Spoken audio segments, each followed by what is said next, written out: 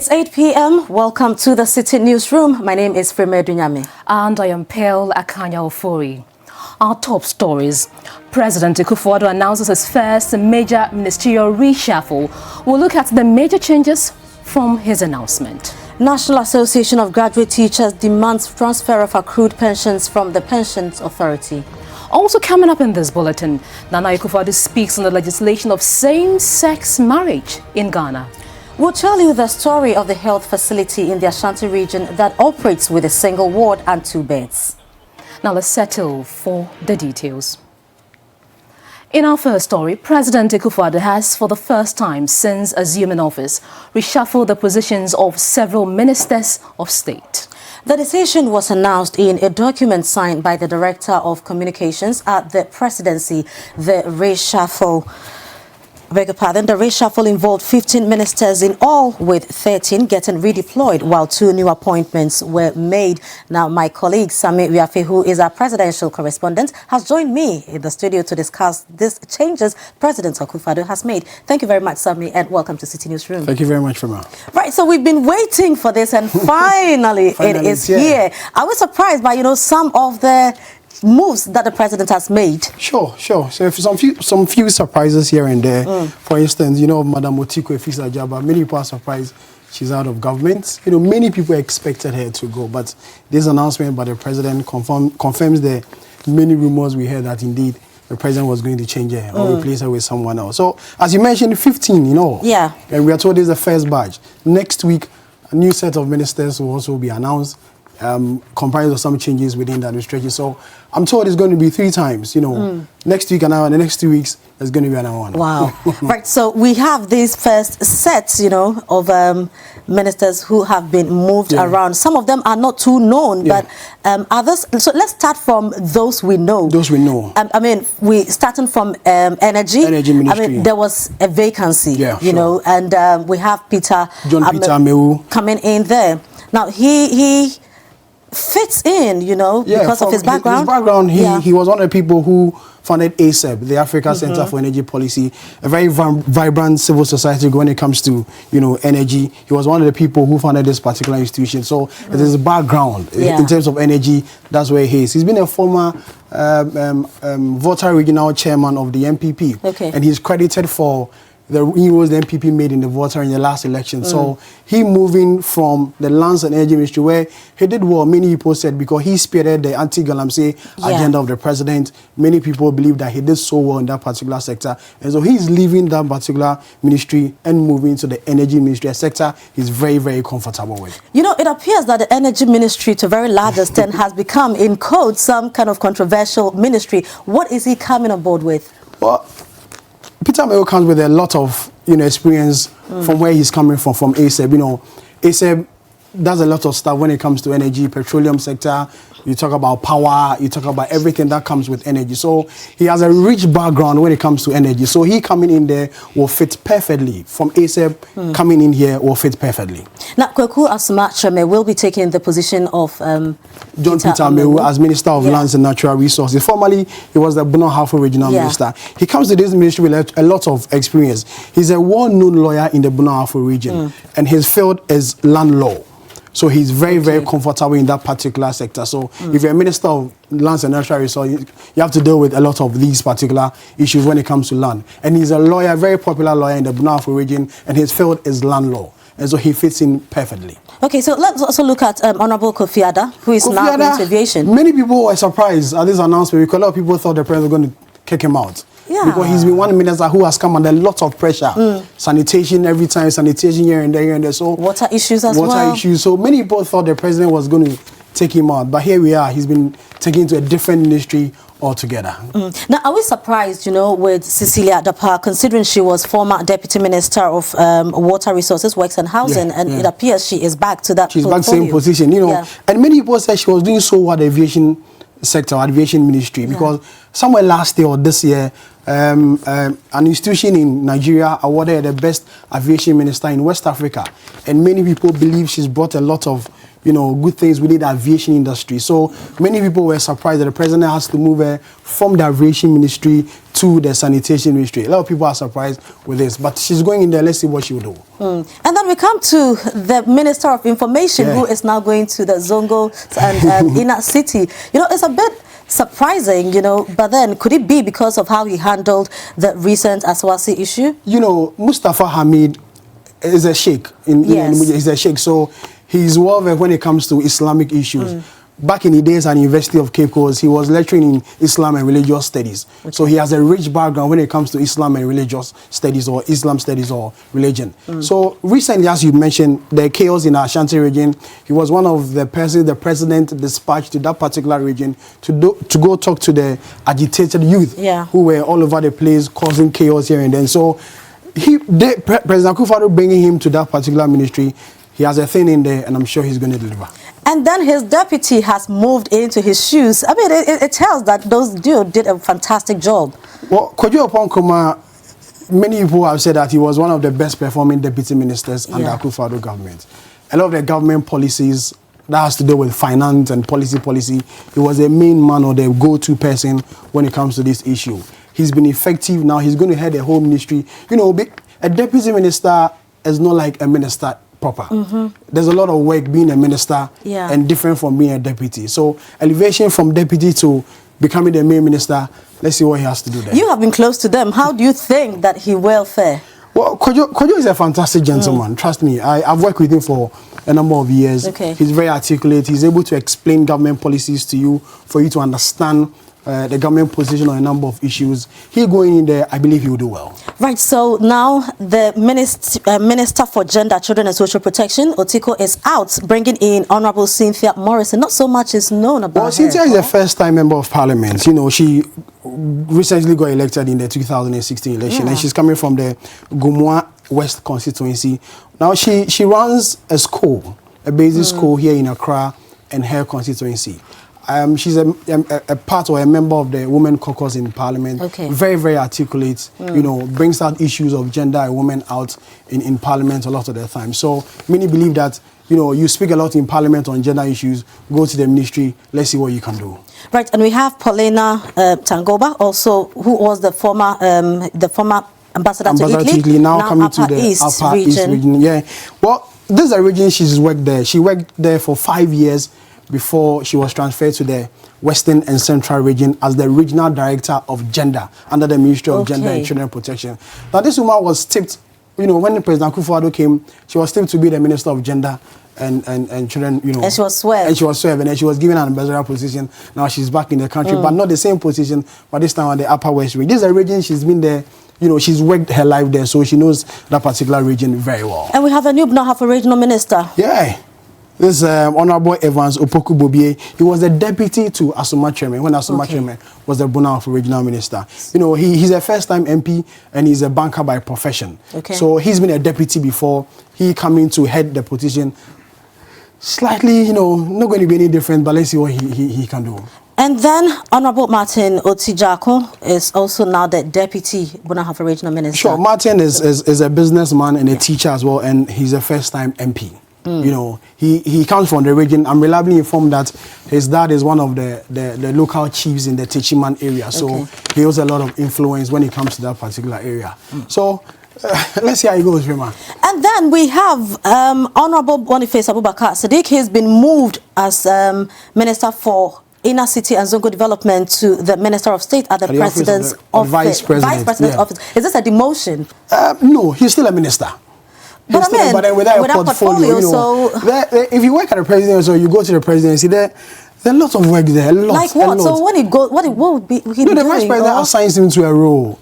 Maybe, a lot of things come to the presidency. Really? So, you are dedicated to do this for the presidency, do this for the vice president. In most cases or in areas where the president or the vice president is unable to go, you have the minister going to represent him at those functions. And then Roxanne Bukari, who is also the former Upper East Regional Minister, is also going to the president's office as a minister. Roxanne is, in quote, a big man in the Upper East region when it comes to MPP. He's one of the elders, the most respected elders in the Upper East region.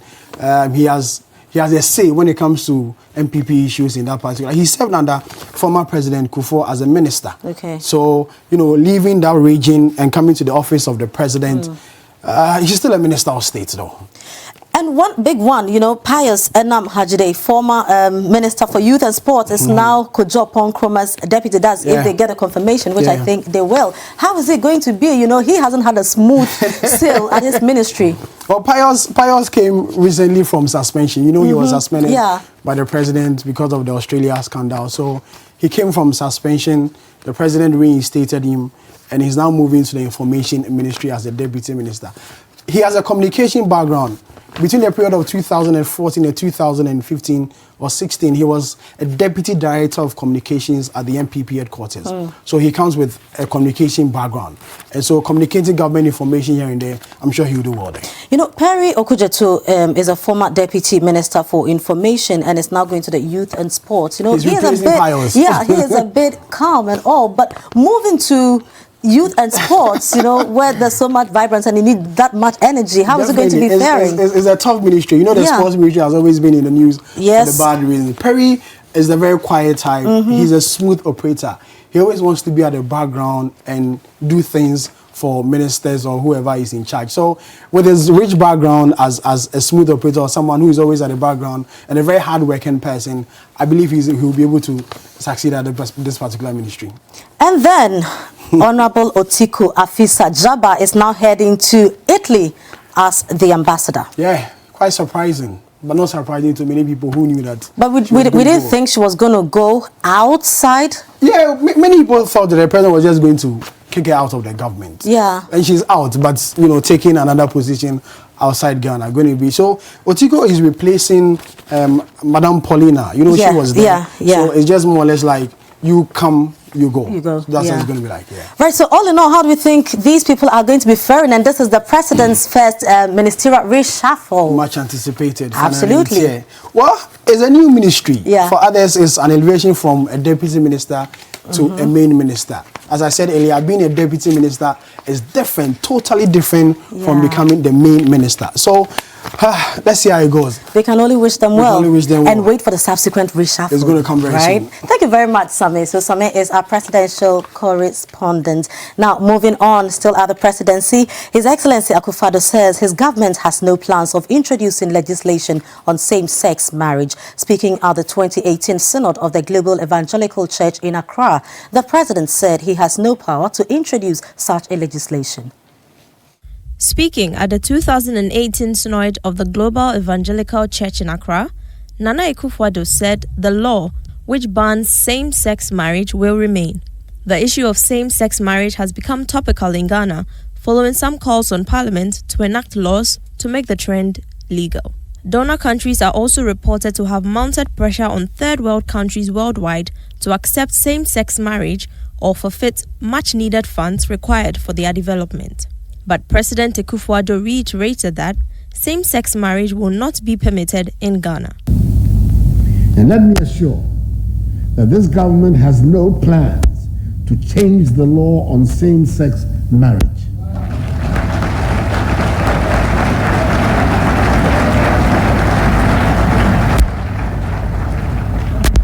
We have no authority, and we will not seek any authority to do so. Speaking at the same event, the Christian Council, through its General Secretary, Reverend Dr. Cyril Fayose, commended the Bank of Ghana for the consolidation of the 5 banks into the Consolidated Bank Ghana Limited. He further called for the arrest and prosecution of the managers of the banks whose actions led to the collapse of the banks.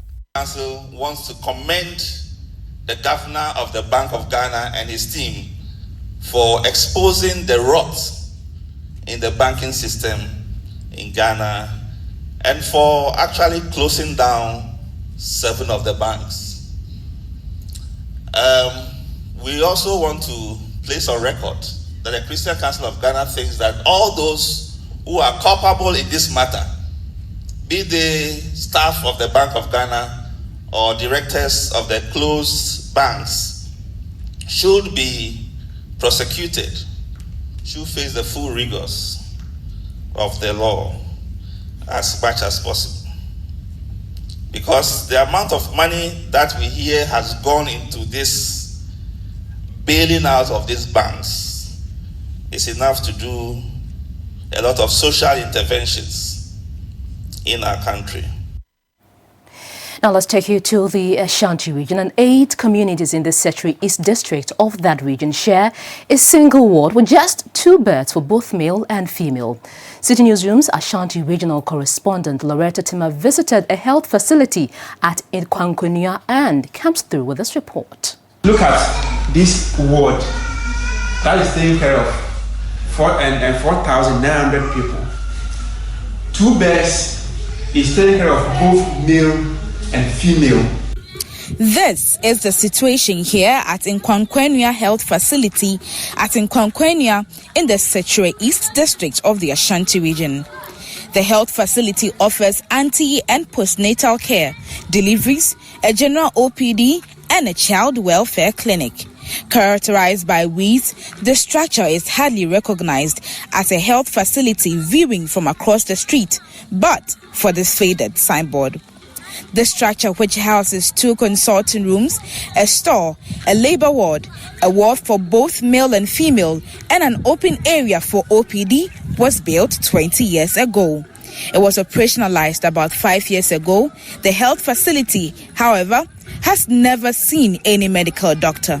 Last year, this male midwife, Wisdom Oware, who tells us his story, was posted here. So I put up a strategy. I did a home visit and I visited all the 8, every household in these 8 communities. I visited them and talked to them about our facility. Most of them were telling me, oh, your facility is just a village facility. You don't have this, you don't have this. Oh, I told them, no, don't worry, I've come. We provide all services. And when you come, you are rest assured that we'll take care of you. The lack of beds and other logistics makes it extremely difficult for the 7 health personnel who are currently working here. These 2 beds serve both male and female across all 8 communities, a population totaling of about 6,000 people. There are 2 other beds in this health facility, one in the labor room and another in the dispensary for emergencies.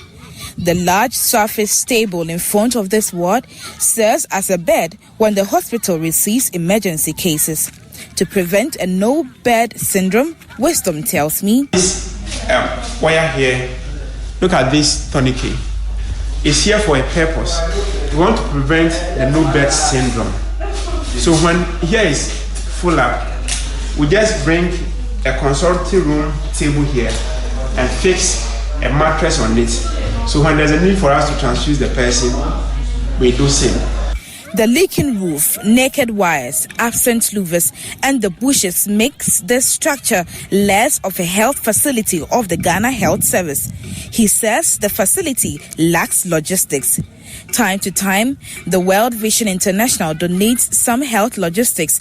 However, they are not enough to cater for all the people in the community. We don't have delivery bed, so we solely depend on donated 2 beds by World Vision, which is not a delivery bed, to conduct deliveries. Our louvers are exposed to dust, so we have to do cleaning. Meanwhile, we don't have orderly. We'll be doing it ourselves. Wisdom is afraid for the lives of the mothers and children whose hopes have been raised since he began working here last year, because he might be transferred next year. From Nkwankwenya in the Citi East District of the Ashanti region, Loretta Tima for Citi News.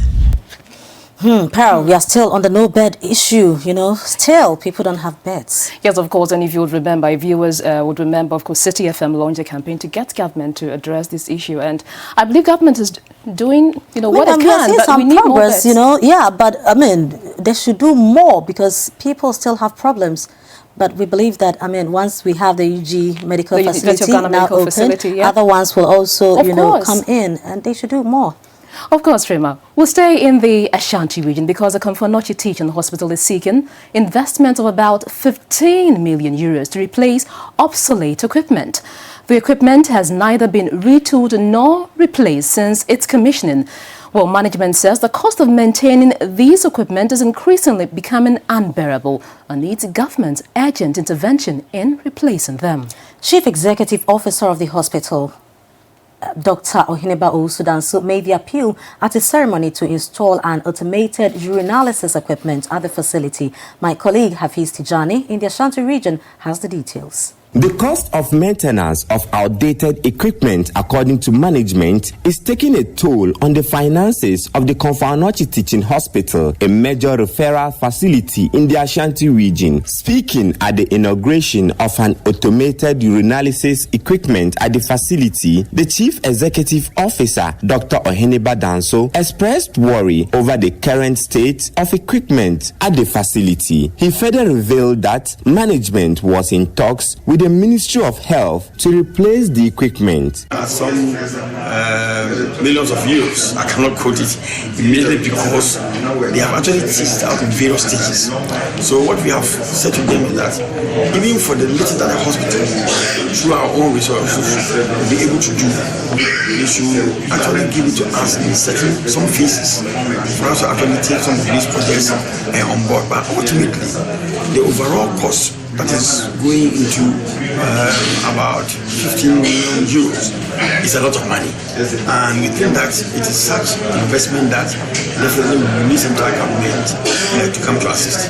The equipment donated by the Japanese International Cooperation Agency through 6MEX can perform an array of urine and other body fluid analysis for 70 samples within an hour, bringing its total daily output in excess of 1,200 with accurate and more specific results of the biomedical content of samples. The device can also pick up early signals of diseases arising out of organ malfunction or tissue damage. The Komfo-Anokye Teaching Hospital was selected for the piloting of the project due to its huge clientele from the 3 northern regions, other neighboring countries, and the facility being a major referral center. The various components for the project range from training, maintenance, and research. Hafiz Tijani, Citi Newsroom, Kumasi.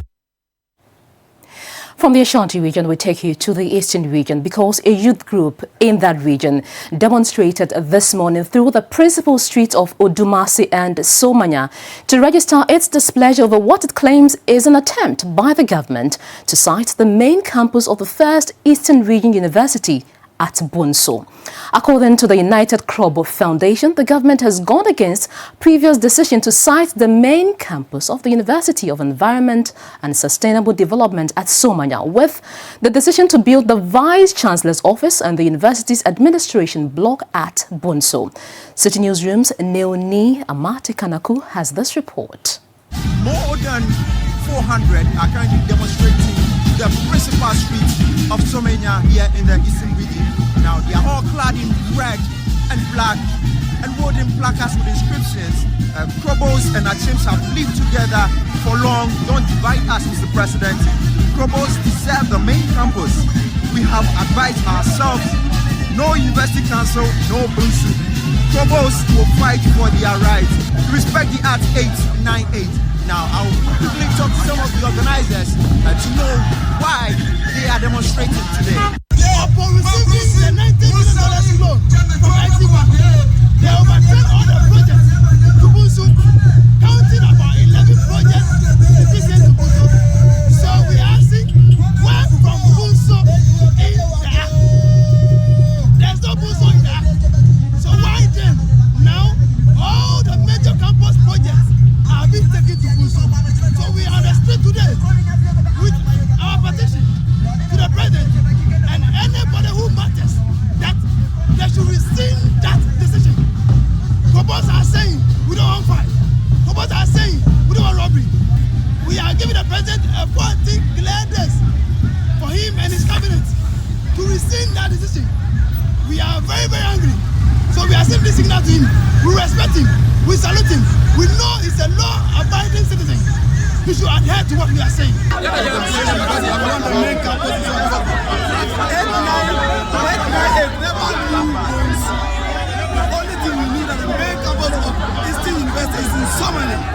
that's the only thing we need. We are fighting for the main campus in Somalia.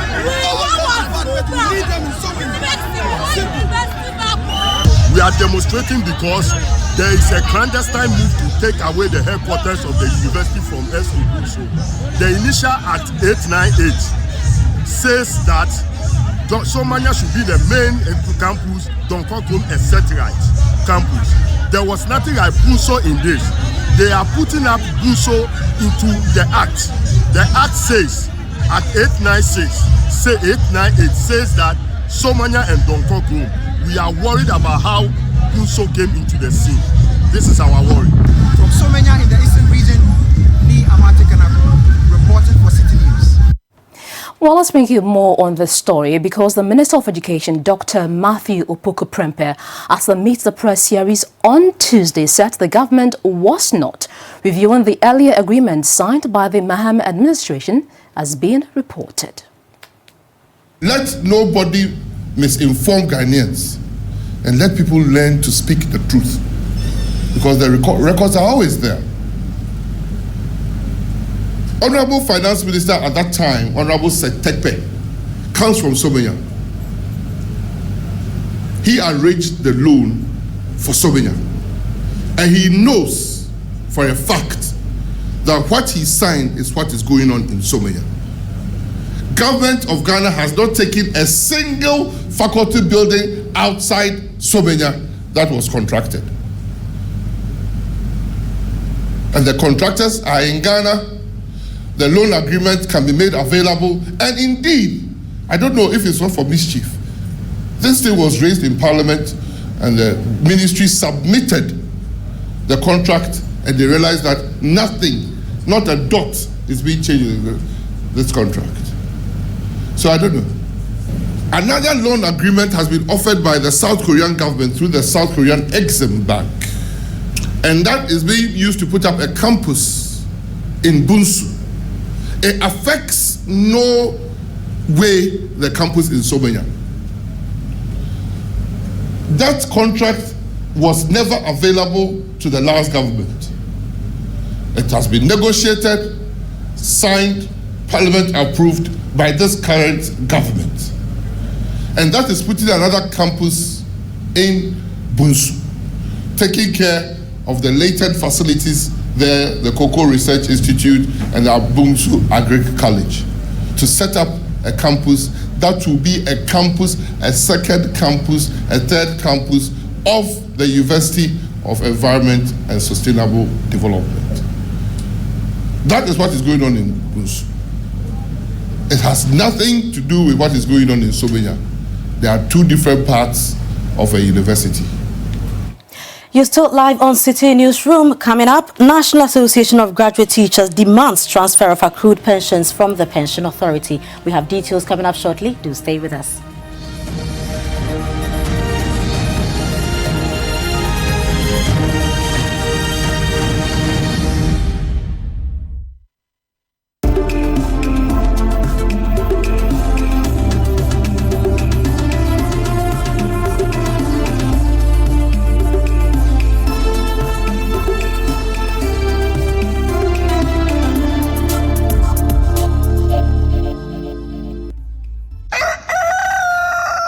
Spice up your mornings with culturally enriched conversations, social interviews, and policy-oriented discussions that will keep you updated on the progress of the nation. Because we're giving only those in their third trimester. So in the next 3 months, those in their second would be ready to receive the kits. And we're taking data at registration, which is before they take the kits, at delivery and post-delivery, so that we can analyze and we'll see the numbers. So from the numbers and the data that we're collecting, we would know what has worked, what hasn't worked, you know. Join the Breakfast Daily team Monday through Fridays from 7:30 a.m. to 10.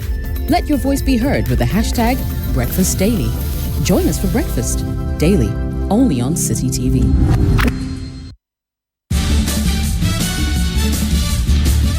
For regular news checks as they unfold, 2020 news all day, all the time. politics, sports, entertainment, business, and more. 2020 News. We bring you the world in 20 minutes. And that's all the news in 20 minutes.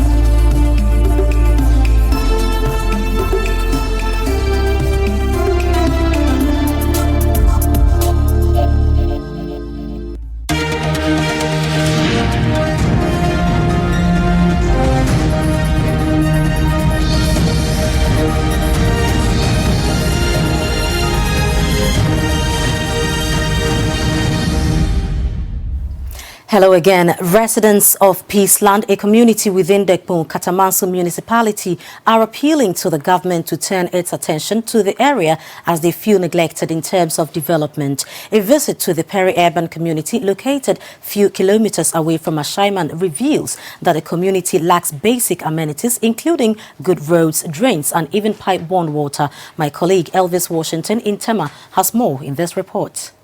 A visit to the community, which is just a 5-minute drive from the Ashaiman municipality, revealed that the community does not only lack accessible roads but good drains too. The peri-urban community houses several people who commute on daily basis to Ashaiman and Tema for business. Obibini and his colleague are taxi drivers here. In this KKMA or whatever they call it, this area is very bad. The challenge is our road is not good. So we want the government to assist us to do the road.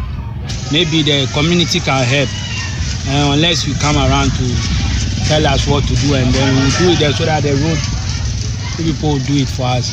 From here to Ashaiman is not a small journey. Even this dawn, I'm a taxi driver as well.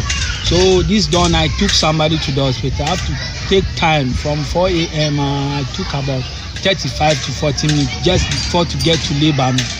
So I'm tired, I have to come and relax. And the money too is small.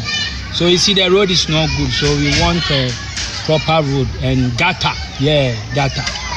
Passengers also have their own share of the problem. They have to wait in long queues for several hours before getting cars to Ashaiman, which is the nearest community. Some of them, including nursing mothers, narrate their struggles to Citi Newsroom. The problem we are having here is when there is rain. All the road flat because there's no good flowing passage for the water. And I would say this Peaceland town is a very muddy place. So we need gutters more, especially because if the road should be done without gutters, still there's a problem.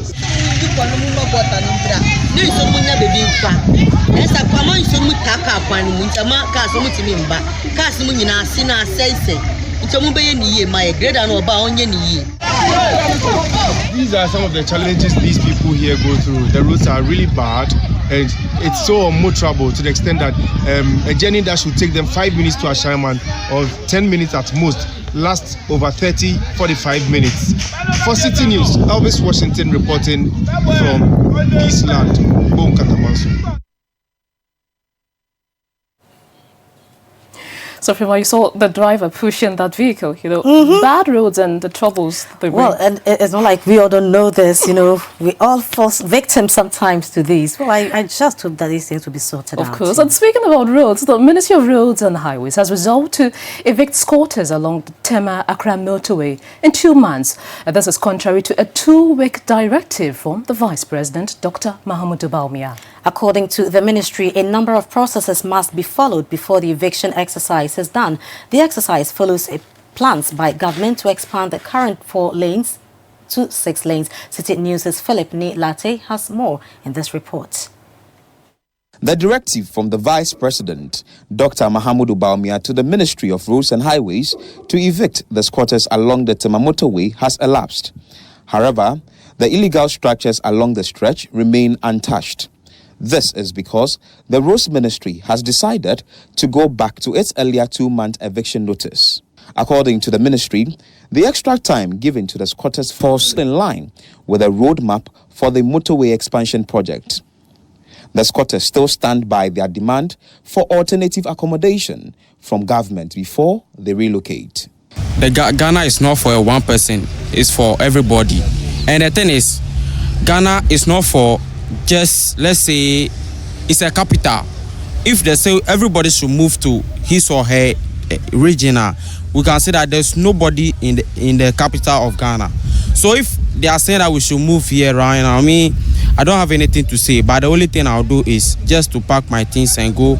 How can you say we should move within 2 weeks when you are not ready to start work on it? Which means it's just like we are from different places and then we came here. So we there, if the government is ready to do his work on the road and we say we should move, that one day we have no power to say we cannot move. But the way they are doing is just like they just want to punish us, or they want us to go and steal or go and do unnecessary things which cannot help our life. The 2 months is not enough. At least maybe something like 6 months or 8 months. That one you will be able to organize some small money, maybe to move to another place. Because right now it's like something like impromptu. We don't have any money anywhere. Me like this, I pay school fees, which is 300 a term for my kids. I can't have enough money to go and rent room. That's why we are also staying here. The Minister for Roads and Highways, Kwesi Amwakwata, says his outfit will act after the 2-month ultimatum elapses.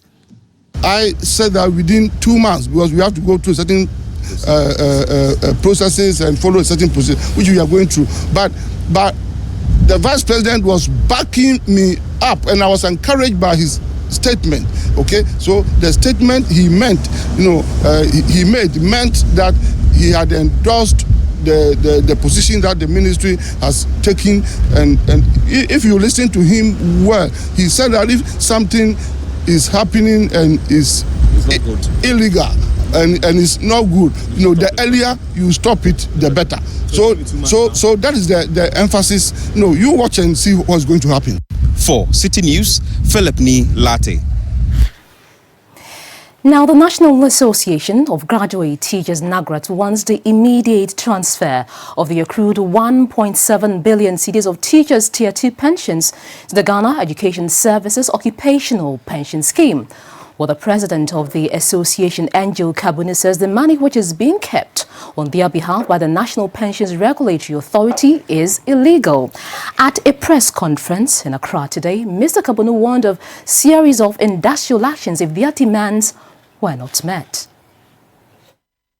The Tier 2 pension scheme is mandatory for all employees, but privately managed and designed primarily to give contributors higher lump sum benefits. It is expected to cushion workers who go on retirement. This pension reform was in response to agitations from organized labor and pensioners on the inequalities in retirement benefit among public sector workers, as well as inefficiencies in the SNIT system, which was then the sole quasi-state pension manager. At a press conference in Accra today, President of the National Association of Graduate Teachers, Angel Kabonu, described as illegal the money kept by the National Pensions Regulatory Authority. He warned of a series of industrial actions if government does not transfer the money to the Ghana Education Services Occupational Pension Scheme.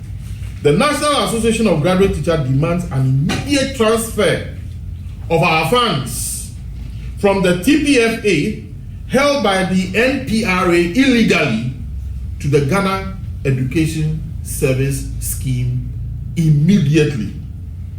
That the Ministry of Finance removes all impediments in the way of the NPRA and the Board of Trustees in this endeavor. If the monies are not transferred immediately from the NPRA to the scheme managers, that is the Ghana Education Service Scheme managers, we don't have a choice that to begin to embark on series of industrial actions to ensure that what is lawful is done. He indicated that the actions by government has denied teachers the benefits of investment that they would have enjoyed if the funds had been released. Come the year 2020, a lot of teachers will be retiring. And even as we speak, teachers are on retirement. They have contributed money to Tier 2. They have been moving from one institution to other to collect their retirement package, and they have not been able to get any money.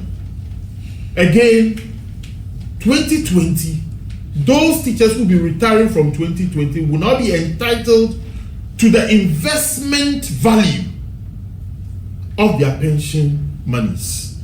The question is, if those monies have not been released, and indeed it has not been released to the various schemes, are we not going to send those poor teachers home in poverty? Mr. Kabunu also warned government not to impose fund managers on teachers. The Minister of Finance has suddenly lost the formula for transferring pension funds when it came to that of the teachers.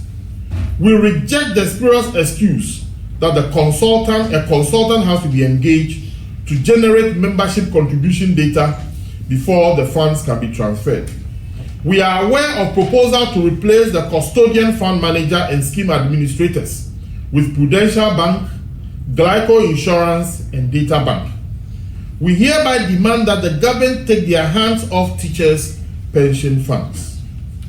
The political interference of Workers' Tier 2 scheme, which started with the previous government, where Pension Alliance and Universal Merchant Bank was imposed on us, is repeating itself in the current government, where Prudential Bank and Data Bank are being imposed on us.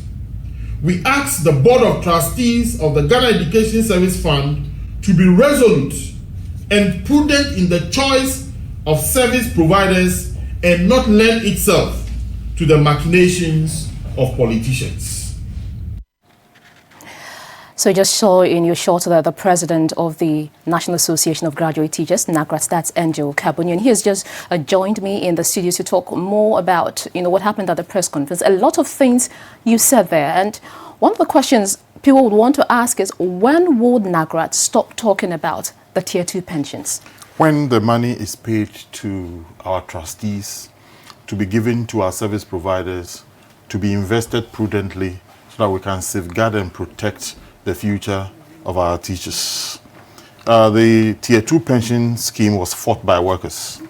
And in 1994, President Kufuor set up the Bediaku Commission that came up with the Tier 2 pension scheme Act 766. One expects that this should be a happy times for workers because now you can retire in dignity and in respect, contrary to what used to pertain when we were only on Senate.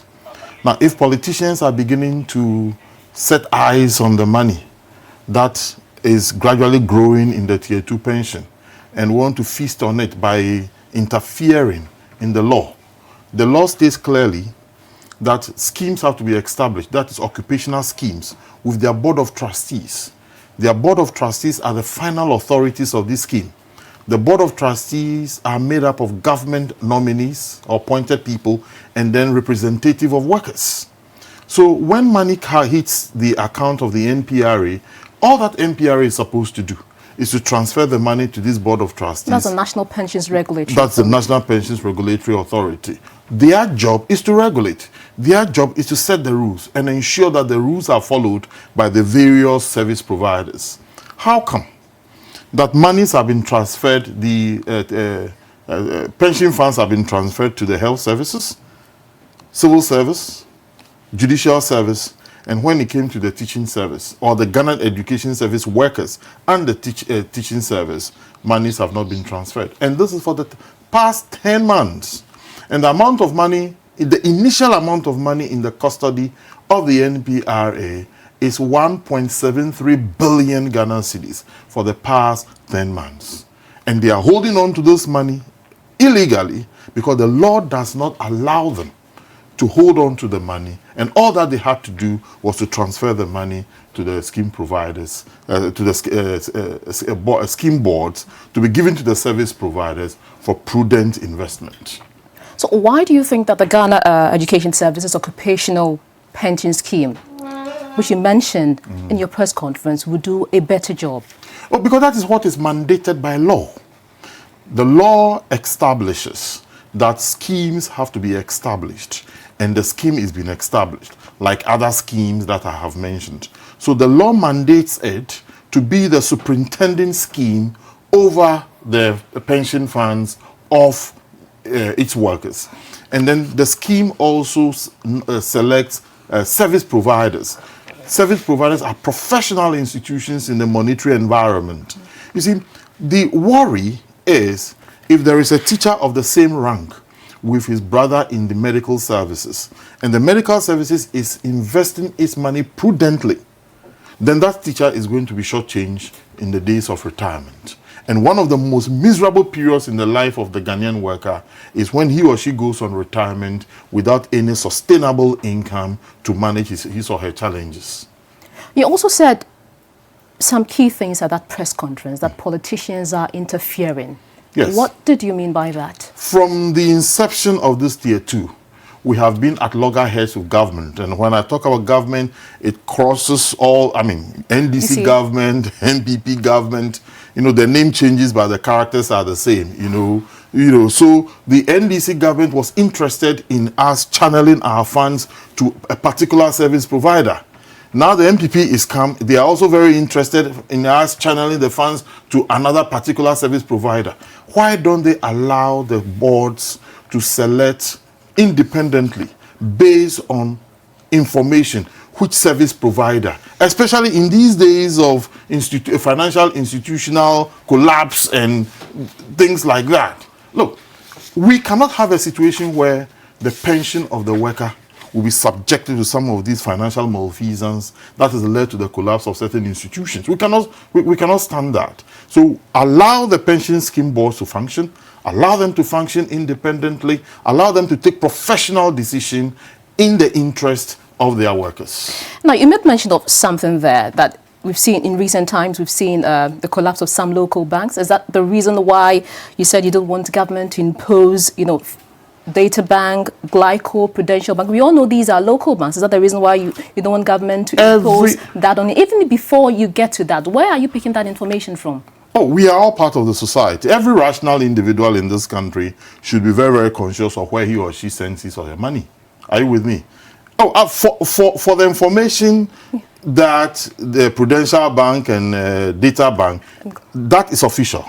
The government is nominated those institutions to manage our funds. That is a nomination made by government. It is up to the scheme board to approve or disapprove. And you don't want that? Well, we will leave that to the board to do, but we expect them to do it based on professional information. But we don't want it to be forced on us. So when do you intend embarking on this industrial action? Well, in fact, as a matter of fact, the MPRA should have transferred the money in retrospect. They are racing against time. We expect them to transfer the money immediately.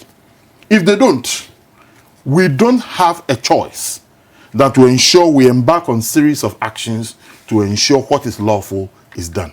Series of actions? Absolutely. Industrial actions, strike, demonstrations, whatever it takes to safeguard our future. This will be an action of destiny. It will be one of the most justified, lawful action ever taken by any labor union. President of NAGRAT, Angel Kabanu, many thanks for speaking to us on Citi Newsroom. Thank you very much. Now, the policeman at the center of the battery incident at Midlands Savings and Loans has been granted bail by the Circuit Court. A video of Lance Corporal Frederick Amano, who was on duty at the Midlands Savings and Loans, assaulted a 36-year-old man, and it drew a nationwide outreach leading to his interdiction and arrest. He was granted bail to the tune of 60,000 cedis with 2 sureties. Citi Newsroom's court correspondent Fred Tetejabano has more on this story. Lance Corporal Frederick Amano, aka Scala, has been on interdiction and has been in police custody since his arrest after the incident which took place at the Midland office in East Legon. He appearing in court was his second time since his arrest, and today his lawyers applied for bail for him. His lawyers argued that the man in question had nowhere to go. They assured the court that he was going to appear in court anytime he wanted, and that he should be given his freedom during this time when the trial is ongoing. The court heard the case and the plea of the lawyers, and he was granted bail in the sum of 60,000 cedis with 2 sureties. The sureties should not earn less than 500 cedis. He didn't appear in court alone. He appeared with 3 other officials of Midland. We had the manager of the East Legon branch, we had the customer service executive who actually took the video of the incident, and a driver of the company. These 3 people have been charged with abetment of crime. They also applied for bail and were granted the same conditions given to Lance Corporal Frederick Amano. The case has been adjourned to the 30th of August, where hearing will continue. The Ghana Society for the Socially Disadvantaged has expressed serious concerns about the ineffectiveness of the country's Disability Act. The law, which was passed in 2006 and given a 10-year period of full implementation, is to ensure that persons with disabilities enjoy the rights enshrined in Article 29 of the 1992 Constitution of Ghana, with a major focus on easy mobility in public places. There is more in this report by Citi News and Shelley Ziu. It's been 12 years since Ghana's Disability Law Act 715 was passed. The law aims at ending the discrimination that confronts persons with disabilities. Per the Act, buildings were supposed to be renovated to make them disability friendly. But not all buildings have been upgraded to this status. The UN General Assembly adopted the Convention of the Rights of Persons with Disability in December 2006. Study has shown that about 10% of Ghana's population are living with disability. But the laws in Ghana barely cater for their easy mobility. Board Chair of the Ghana Society for the Socially Disadvantaged, Anthony Mensah, says compliance to the law has become a source of concern. Laws are not being implemented in this country. And it's so amazing that this is a simple thing that should be adhered to by we persons who are able to support the limited or the small number of persons with disability. And the media especially, being a watchdog, we should be able to remind us and be putting us on our toes by shaming those who don't obey the rules, like the building code. If it's in the building without access to person disability, you just shame them. Name and shame who will solve the problem. However, the Executive Secretary for the National Council on Persons with Disability, Kwame Nadazi Dennis, says reforms are being made to the law to meet the critical needs of persons living with disabilities. As of now, we still have buildings, high-rise buildings that has no provision for wheelchairs, crutches, users to actually have access to higher buildings. So far, I must also indicate that the building code, which is now being reviewed, has also taken on board the features of accessibility. Philippa J. is one of many physically challenged persons who have graduated from the School of Socially Disadvantaged with a certificate in leather works. He appeals to government to create an enabling environment for the disabled to be gainfully employed. By God willing, I have received my certificate today. Though as a human being, you pass through challenges and others. Challenges come, but I put all them behind me and concentrate on the reason why I am here. I don't want to talk much about the challenges because today I'm in a happy mood. So all I want to say is I'm pleading with the government and the individual. Say this is the time we need his help. This is the time we need him. Well, from here, where are we going? Are we going back to our house? Are we going back to sit and look straight to our mothers to feed us again once we have get a handwork?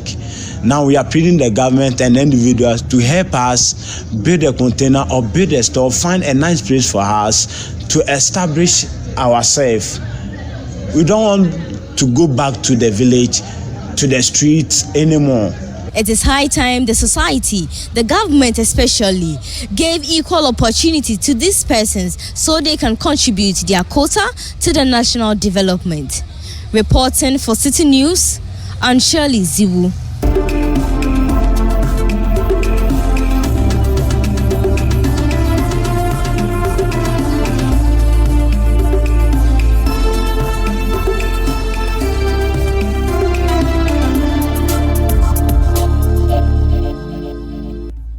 Citi Newsroom, live on Citi TV. My name is Fremedu Nyame. And I am Pearl Lakanya Ofori. Now, moving on, the Chief Executive Officer of Cocoa Board, Joseph Boahin Edu, has revealed that all overaged cocoa trees and those affected by swollen shoots will be cut down and replanted across the country. Well, the Chief Executive revealed this when he interacted with the media in Sunyani as part of his Bno Ahafu regional tour. Citi Newsroom's Michael Sapon Mfum was on the tour. Cocoa plays an important role in the economy of Ghana. The cocoa industry employs approximately 800,000 farm families spread over 6 of the 10 regions of Ghana. The crop generates about $2 billion in foreign exchange annually and is a major contributor to government revenue and GDP.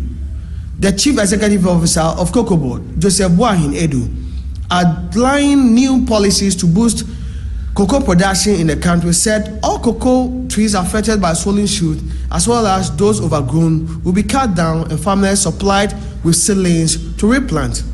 Mr. Edu noted that the policy will go a long way to increase cocoa production in the country and is optimistic of achieving a production yield of 900,000 metric tons of cocoa for the 2008-2009 crop year. The exercise begins on August 21, 2018. Most of our cocoa farms are moribund, and then some are also diseased. When you take all that in totality, you have 40% of our tree stock either being in old age or moribund or affected by disease. And when you talk about disease, is the cocoa swollen shoot virus disease. It has affected 17% of the total acreage of land into cocoa. And we have to cut all that. Together with farms which are aged. You know, you go to the farm, you see that the trees are 30 years, 40 years, some of them 50 years. At that age, it will be extremely difficult, you know, no matter the application of fertilizers or spraying, you know, the yield is very insignificant. The Chief Executive Officer of Cocoa Board also urged farmers to use organic fertilizers as it is beneficial. It would have been beneficial for the farmer to be using organic fertilizer, you know, but the organic fertilizer results come slowly. You know, you see the results slowly, and farmers want to see results quickly. And that's why everybody is going in for the inorganic fertilizer. So we ourselves are promoting the use of organic, because that one too is more healthier.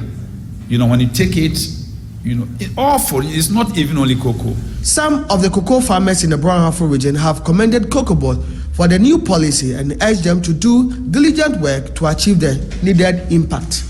Ya wo hwe cocoa dua bi tisi na wo betwa to atwene saa no ya enso no wo hwe policy na wo twa cocoa no wia omo abema seedlings ye ba besusu afu no ye hu ikadodo then abema seedlings a wo bidua pex ni ne mani nyina no mo boa ema idua cocoa no tin policy ni de eyema ye pa. We have two type of season, the major seasons and then the minor season. If the things or the pause come within the minor season, I don't think it will help the farmers, but it should come rather within the major seasons, so that we start earlier the planting of the cocoa and all the preparation. I think if that happen, it will happen. It will help the cocoa farmers, and also it will help the government to not to waste the materials or to waste the product, so that it will benefit also to the government. This cocoa farm behind me is 56 years old, and because of this, the cocoa trees now are not able to produce the needed fruits. That's why the Ghana Cocoa Board has introduced a new policy where all cocoa trees across the country will be cut down and replaced with new ones, where farmers will be given seedlings to grow. According to the farmers, it is a good policy But they are calling on Cocoa Board to ensure that the policy goes down to the cocoa farmers across the country. For Citi News, I am Michael Saponifum. And that's it for Citi Newsroom. For more news, do visit citinewsroom.com.